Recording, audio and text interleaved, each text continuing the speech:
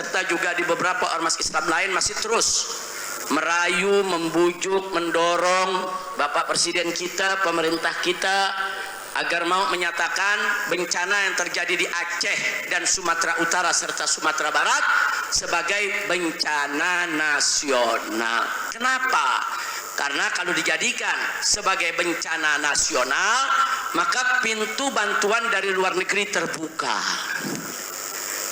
Kalau enggak bisa. Saya kasih contoh, kemarin ada bantuan 30 ton bantuan dari Uni Emirat Arab, saudara. Udah sampai, saudara, ke Medan.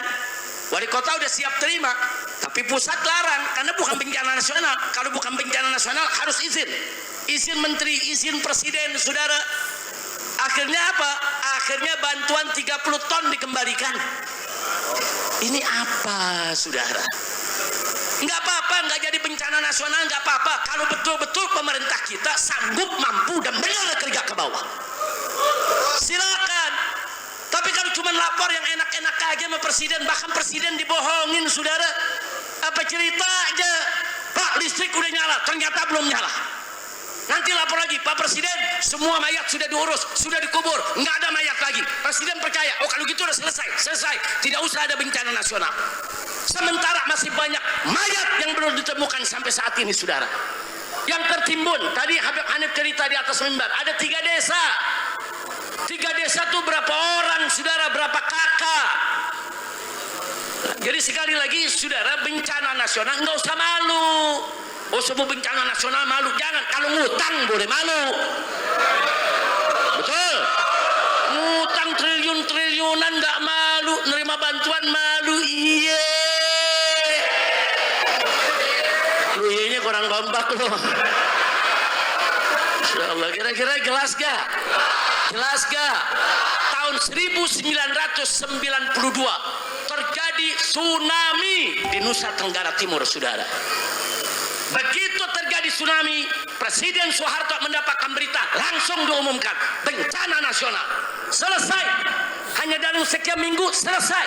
Yang rusak dibangun kembali, jalan dibangun kembali, jembatan dibangun kembali, saudara. Selesai.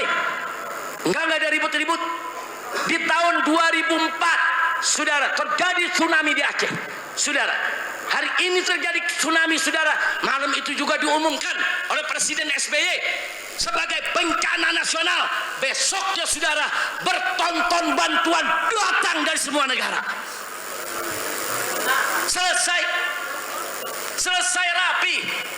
Saya dengan kawan-kawan 1.300 laskar kita bawa dari Jakarta, saudara, berangkat ke Aceh, ikut kerja, bantuan luber dari mana-mana, saudara. Tapi sekarang, saudara, nah giliran ada mau bantuan bilangnya enggak, kita masih mampu. Kita masih mampu. Kita masih mampu. Kita masih mampu. Dari mana mampu? Kalau mampu jembatan udah beres. Kalau mampu tuh mayat udah selesai semua diangkat dalam waktu singkat, betul. Jangan malu, saudara. Ada lagi menteri pakai ngeremehin. Bantuan Malaysia nggak seberapa. Kecil. Sombongnya, saudara. Malaysia tetangga kita, saudara, beretikat baik, kirim bantuan sekecil apapun, terima kasih. Betul. Nggak ada terima kasihnya, pakai nyepelin, nggak seberapa. Itu pengen kepret aja loh. Jamaah ini nanti ini bantu untuk Aceh 1.000 perak, 2.000 perak, bagus tidak? Wajib gak disyukuri? Jangan sampai ini menteri dengar. Lu nyumbang 1.000, nih menteri jangan dengar. Kalau nih menteri dengar, 1.000. Udah, pokoknya Masjid Madinah kirim aja, jangan ngomong, jangan diberitain. Kalau nih menteri dengar, gawat. Itu orang Karang Tengah, kecil. Kacau tidak? Apa orang begini layak jadi menteri? Ada lagi menteri yang lain, saudara, lagi rapat nih. Apa dia ngomong? Kita ini udah siapin kapal Hercules. Ya nanti kita berangkat nikmatin aja tuh kapal Hercules, bisa foto-foto sambil tamasya. Apa lu punya kerja? Saudara, mau ngebantuan yang dipikirin ikut tamasya pakai Hercules. Yang dipikirin mau foto-foto, saudara. Kesana bantu.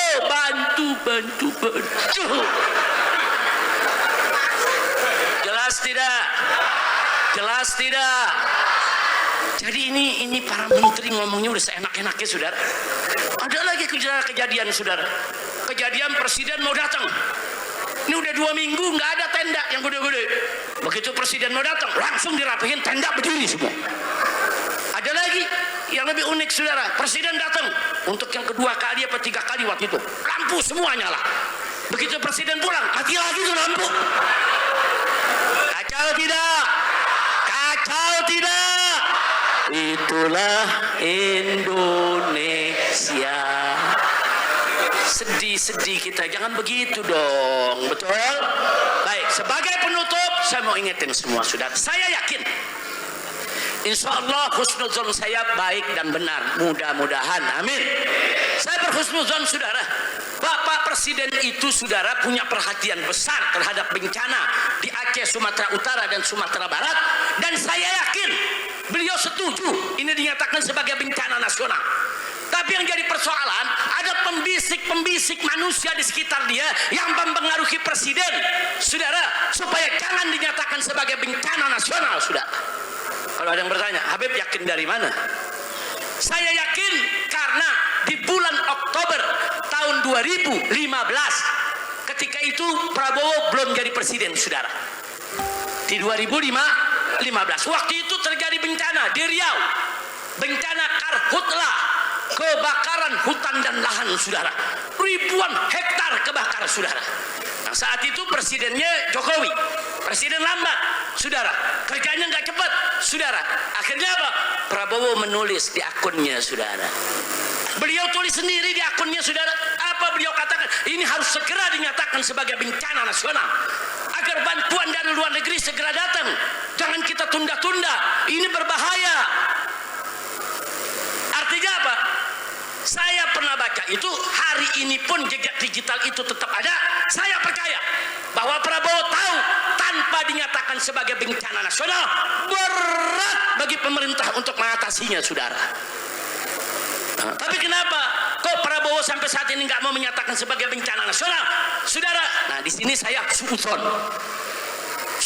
kepada orang-orang yang memberikan bisikan atau laporan asal Bapak senang, saudara. Oh, tapi Habib kan nggak boleh suuzon kalau nggak ada bukti, ada korinahnya, saudara. Kalau Prabowo ini dibohongin, buktinya mana? Ya itu tadi yang saya cerita, depan presiden, depan wartawan, di hadapan masyarakat. Presiden nanya langsung, bagaimana listrik Pak Menteri? Udah nyala semua, Pak. 90% semua udah nyala, padahal masih mati. Itu dia ngomong begitu apa? Asal presiden senang, saudara. Depan presiden, depan rakyat, depan TV, dia berani laporan asal Bapak senang, walaupun harus bohong.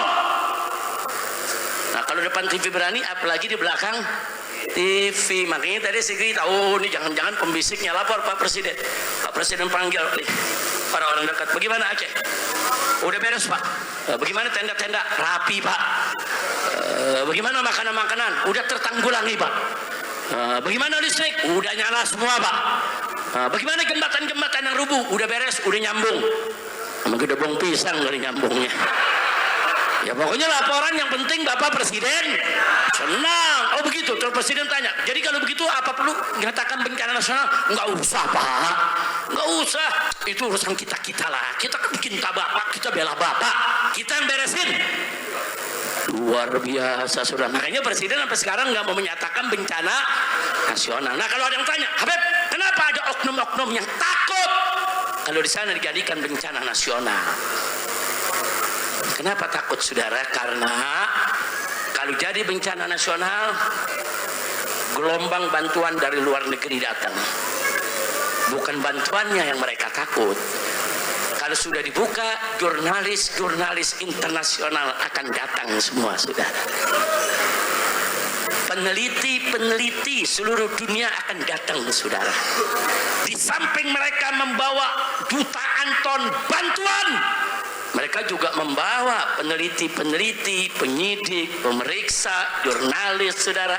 Mereka mencari kenapa ini hancur begini. Oh, ini karena banjir. Kenapa bisa banjir? Oh, karena hutannya gundul. Kenapa gundul? Oh, karena ada program ini dan program itu. Siapa yang buat program? Dan oh, yang buat programnya pemerintah. Siapa yang tanda tangannya? Oh, ini yang ngerjain adalah perusahaan. Apa nama perusahaannya? Siapa pemilik perusahaan? Nah, terus dari mana tuh dia punya izin? Siapa nanda tanganin izinnya? Dibongkar semua, saudara. Jadi banyak yang takut kalau itu semua dibongkar. Mereka semua masuk penjara. Jadi rakusnya mereka, serakahnya mereka, bahkan jahat. Sudah mereka rakus, sudah mereka serakah. Saudara, banyak rakyat jadi korban. Begitu membantu, saudara, mereka pura-pura jadi korban juga. Kurang ajar, biadab. Orang yang tahu diri, saudara, orang yang tahu diri, saudara, orang yang tahu diri, oh saya salah, ini penyebabnya saya menggundulkan hutan. Dia tahu diri, dia turun, dia bantu, saudara. Bukan malah dia mencoba melarikan diri, mencoba menutup diri, mencoba menutup pintu investigasi, bahkan ngebohong kepada presiden. Innalillahi wa inna ilaihi raji'un. Nah, akhirnya saudara, saya ingatkan yang paling penting, hati-hati ya, hati-hati. Kita dengan Aceh baru punya perjanjian damai 20 tahun, saudara. Hati-hati, hati-hati. Sebelum 20